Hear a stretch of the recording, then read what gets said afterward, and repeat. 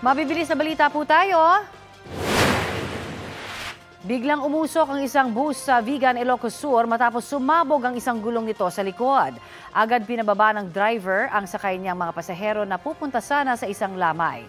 Ayon sa investigasyon ng Bureau of Fire Protection, problemang mekanikal ang sanhi ng apoy. Nag-overheat ang brake system kaya nalusaw ang rubber nito. Ligtas naman po ang driver at ang 29 na pasaherong galing Abra. Arestado ang isang motorcycle rider sa checkpoint ng General Trias sa Cavite. Ayon sa pulisya, hinarang nila ang lalaki dahil walang plaka ang minamaneho niyang motor. Habang tinitingnan ang kanyang mga papeles, nadiskubre ang 3 pakete ng hinihinalang shabu sa kanyang wallet. Inamin naman ng suspect na ibebenta niya ito. Napag-alaman ding dati na siyang nakulong dahil sa iligal na droga. Kapuso, para sa mga maiinit na balita, mag-subscribe sa GMA Integrated News sa YouTube.